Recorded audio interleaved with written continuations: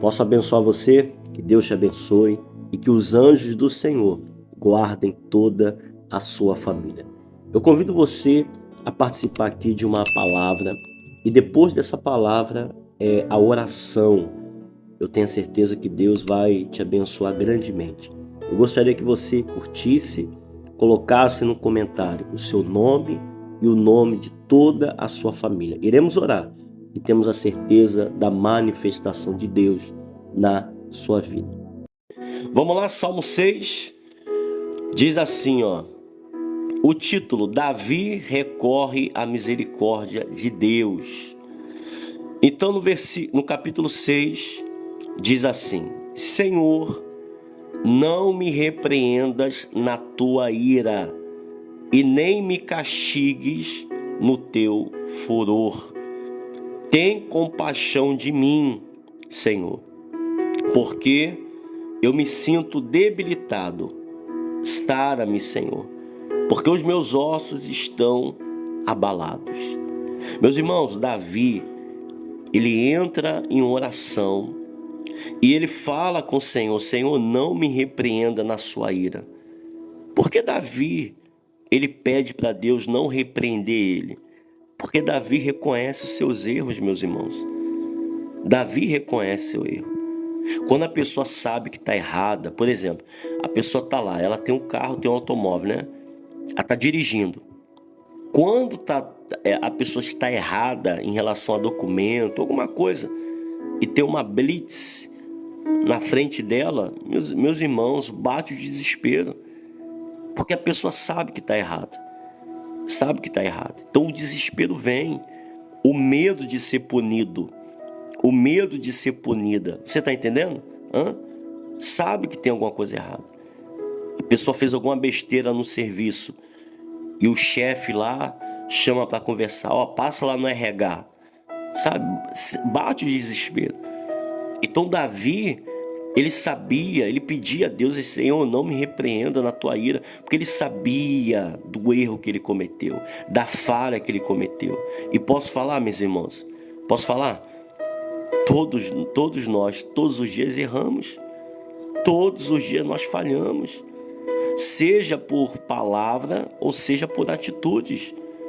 Quantas promessas já fizemos a Deus e não cumprimos? Senhor, eu vou orar e não oramos. Senhor, eu vou fazer e não fizemos. Senhor, agora eu vou pegar firme. Não pegamos firme. Senhor, agora eu vou jejuar. Não jejuamos. Senhor, agora eu vou entregar minha vida para o Senhor. Não entregamos. Erramos, meus irmãos. Falhamos sempre. Tem muitas pessoas que se acham que é alguma coisa, mas se colocar na balança os erros e acertos, tem mais erros, meus irmãos. Por mais, pode ser o título que for, pode ter a posição que for. Eu não estou falando de religião e nem de denominação aqui. Mas a pessoa pode ter um cargo, pode ter um título. Todos nós erramos e falhamos. Então, se Deus fosse nos julgar diante dos nossos erros, meus irmãos, já teríamos perecido. Se fosse olho por olho, dente por dente, como diz um ditado antigamente, é ou não é? Se fosse isso, meus irmãos, já teríamos perecido há muito tempo. Se fôssemos cobrados pelo que falamos e não fizemos, sabe, meus irmãos? Por isso que Jesus, ele fala, né? Que nós devemos ter misericórdia, ser misericordiosos. Porque tem muitas pessoas que ela tem a misericórdia na vida dela. Porque se Deus fosse pagar na mesma moeda, se Deus fosse julgar e se irar pelas atitudes que a pessoa toma, meus irmãos, pode ter certeza que nem aqui você estaria. Nem aqui. Então ele pede a Deus. Por quê? Porque ele estava debilitado, ele se sentia debilitado. Diante das falhas e do erro que Davi cometeu, ele estava acabado, meus irmãos. Ele estava acabado emocionalmente, fisicamente. E tem pessoas assim. Tem pessoas que erram tanto, tem pessoas que falham tanto. A vida dela, sabe? A vida dele está uma confusão. Virou de cabeça para o alto, sabe? Virou ao avesso a vida da pessoa. E por causa disso a pessoa está debilitada, está fraca, está desanimada. Aí se Deus for nesse momento ainda pesar a mão, entre aspas, tá? Misericórdia, meu irmão, acabou. Acabou. Um exemplo, quando você está triste, está chateado, ainda vem as pessoas criticar você. Não tem aquela sensação de que você se sente um nada? Não tem aquela sensação? Você já está passando uma luta, está desempregado, está endividado, está passando a luta na família, está passando a luta com o filho. Aí vem o marido começa, não, que você não presta, é que você não sei o quê, é porque a culpa é sua, sabe, meus irmãos? Você já está cansada, você já está cansado. Ainda vem as pessoas te acusar, te apontar o dedo, sabe, te julgar, te criticar. Você já não está tendo força, você já não está legal. Os negócios tá dando ruim, como dizem, né? Não tá bem de saúde, financeiramente, o negócio não tá legal na tua vida. Ainda vem esses julgamentos, ainda vem as acusações, como se dissesse, ó, a sentença é essa, culpada. A sentença é essa, culpado. Eu sei que nós erramos. Eu sei que nós falhamos. Só que no momento de fraqueza, de luta, meus irmãos, como é que você vai reagir se você não tem força para se levantar? Por isso que eu falo, existem amigos e amigos. Tem amigos que aparentemente falam que é amigos, mas na hora que você mais precisa, que você está caído, derrubado, não estende uma mão para te levantar. Pelo contrário, te colocam mais para baixo, afundam mais você, com palavras, com atitudes, te acusando, apontando o dedo. Você errou? Errou. Você falhou? Falhou. Mas é nessa hora que Davi estava debilitado, cansado, exausto, ele pediu: Senhor, por favor, não coloque uma pedra sobre mim. Em outras palavras, Senhor, não acaba com a minha vida. Eu não quero desistir. Eu não quero, eu não quero acabar com a minha vida. Eu quero levantar, eu quero ser feliz, eu quero me erguer. Eu sei que tem muitas pessoas que estão passando lutas aí no casamento, na família, na vida sentimental, financeira, enfim, em que se Deus, meus irmãos, fosse ali, ó, pesar a mão, meus irmãos, já era, acabou. Então tem muitas pessoas cansadas, não tem como, pastor, eu não tenho força para orar, eu não consigo me levantar, pastor, eu não consigo, pastor, eu quero buscar Deus, eu quero ser feliz, mas eu não consigo reagir. Eu não consigo vencer essa crise, essa depressão, essa angústia. Eu não consigo sair dessa situação. Então Davi ele sabia que se Deus fosse repreender ele na ira, acabou, meus irmãos. Acabou. Tanto é que ele diz aqui, ó, vamos lá. Tem compaixão de mim, Senhor, porque me sinto debilitado. Sara-me, Senhor, porque os meus ossos estão abalados. Quer dizer, o que é o osso abalado? O que significa os ossos abalados? É que ele não tinha força, meus irmãos, nem para ficar de pé.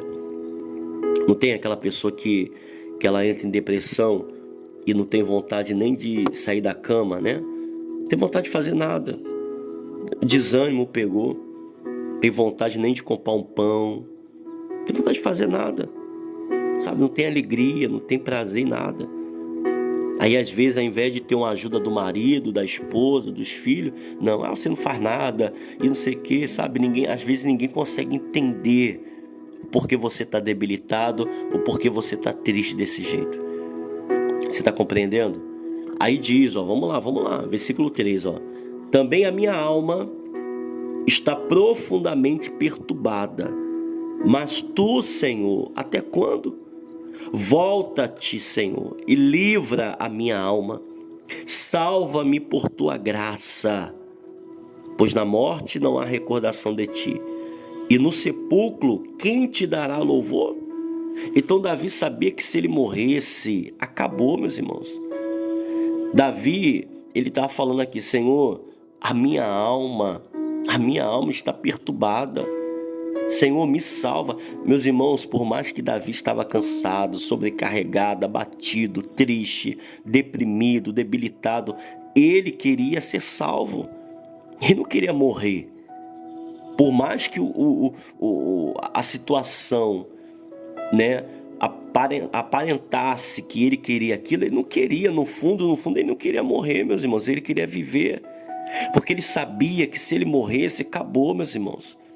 Ele sabia que tem muitas pessoas que falam assim: se eu morrer, eu vou ser mais feliz. Se eu morrer, meus irmãos, tem muitas pessoas que pensam assim: não, se eu morrer, se eu for embora, e vai ser melhor para mim. Meus irmãos, às vezes a gente fala as coisas meio que no desespero, meio que angustiado porque estamos sofrendo. Mas Davi, ele falou uma coisa que é verdade: Senhor, na morte não tem como glorificar o Senhor. Se eu morrer, como que o Senhor vai ser glorificado? Não vai. Pelo contrário, os meus inimigos vão se levantar e vão zombar de mim. Por isso que eu falo, quando a pessoa ela pensa em desistir da vida, porque está passando por luta, meus irmãos, tenta imaginar uma situação. Vamos lá, você desiste da vida. O que as pessoas vão falar? Tu acha que as pessoas vão chorar e falar assim: olha, que pessoa legal, que pessoa bacana, olha, que legal. Não. As pessoas, sabe o que as pessoas vão falar? Ah lá, tá vendo? Ficou negócio de crer em Deus, que Deus é isso, que Deus é aquilo. Ah lá, tá. Ó a besteira que ela fez, ó a besteira que ah lá, tá. Meus irmãos vão te julgar, porque eu já vi isso acontecer. Eu já vi isso acontecer. Eu já vi pessoas que não conseguiram vencer uma situação, tomaram atitudes precipitadas, né? Em que não tiveram pessoas ali para chorar, pessoas estavam ali para julgar. E Davi sabia disso, que os inimigos iriam rir dele, iriam zombar dele. Ele iria perecer, mas Deus não seria glorificado. Então, meus irmãos, eu sei que a luta é grande, eu sei que é dificuldade, eu sei que o momento é difícil, mas descarta essa opção. Descarta isso da tua vida. Eu sei que às vezes você não encontra saída, mas existe uma saída.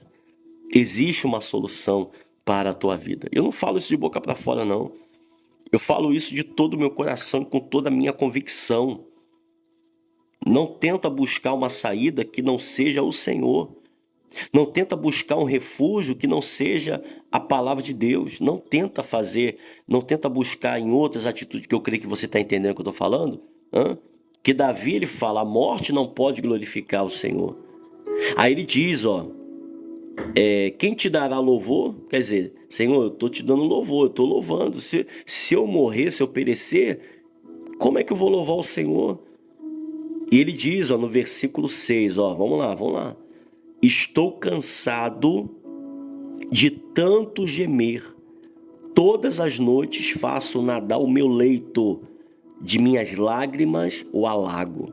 Quer dizer, olha só, meus irmãos, preste atenção. Por mais que Davi, todos os dias, estava chorando, meus irmãos. Ele está falando que todas as noites, o leito dele, a cama dele, era só lágrimas. Olha só, meus irmãos. Então você fala assim: pastor, eu estou assim porque eu não consigo dormir. A minha cama não tem sido um lugar de descanso, a minha cama tem sido um lugar de desabafo, pastor. Meu marido está dormindo, minha esposa está dormindo, meus filhos estão dormindo e eu estou chorando. E eu estou chorando, pastor, estou me derramando em lágrimas. Mas era isso que Davi estava sentindo. Mas mesmo assim, Davi não estava pensando em desistir de tudo. Quando eu falo desistir de tudo, meus irmãos, você está entendendo, né? Então ele falou: Senhor, eu estou gemendo, estou sofrendo. A minha cama não tem sido o meu descanso, tem sido o lugar onde eu derramo as minhas lágrimas. Não sei se você está passando por isso, minha irmã. Eu não sei se tem um lugar aí na tua casa, porque tem lugar, né? Tem lugar que você senta, talvez é a sua própria cama, talvez é o sofá, talvez é um cantinho aí, sabe, do quintal, um lugar que você senta, em que você fica pensando na vida, sabe, pensando nos problemas, que você chora, aquele cantinho que você vá, né, ou que você fica ali pensando nas coisas. Uma coisa eu te digo, meus irmãos, isso não adianta nada. Isso só faz você perder tempo e só atrasa a tua vida. Isso só atrasa a tua vida. Isso eu falo Mais uma vez, convicção que eu estou falando. Aí diz, versículo 7. Meus olhos de mágoa se acham amortecidos. Envelhecem por causa de todos os meus adversários. Olha só. Davi está falando, Senhor, os meus olhos de mágoa se acham amortecidos. Envelhecem por causa de todos os meus adversários. Davi estava se acabando aqui, meus irmãos. Davi estava se acabando. Mágoa, se envelhecendo. Tem pessoas assim. A mágoa entristece, a mágoa, o sentimento que ela está vivendo está envelhecendo ela, está envelhecendo ele. Eu não digo como diz, né? Tá envelhecendo, tem cabelo branco. Não, meus irmãos, não é isso. Eu digo aparência, eu digo cansaço, não é assim? Porque normalmente o jovem, ele tem disposição, né? O jovem tem disposição, o jovem, ele sobe em árvore, o jovem pula, o jovem dança, o jovem fica a noite toda acordado. Não estou falando de idade, eu estou falando que de repente você já não tem mais ânimo, você está envelhecendo, minha irmã, nesse sentido, sabe? Não estou falando de cabelo branco, porque tem muitos cabelo branco que são mais dispostos do que muitas pessoas que não têm cabelo branco. Você está entendendo? Não é o cabelo branco, não é a idade, mas sim é o que a pessoa tem sido, é o que a pessoa tem se apresentado. A mágoa está acabando com ela, está envelhecendo, está perdendo as forças, está perdendo o ânimo, está perdendo a vontade de viver, está perdendo a alegria da vida. Não tem prazer no seu casamento, não tem prazer na sua casa, não tem prazer no seu trabalho, não tem prazer em nada, está perdendo a força em tudo.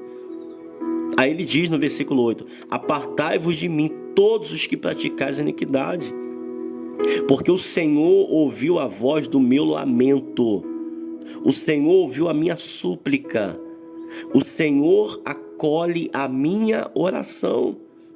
Então a certeza que Davi tinha, que o Senhor estava ouvindo, estava acolhendo. Meus irmãos, Deus não só ouve.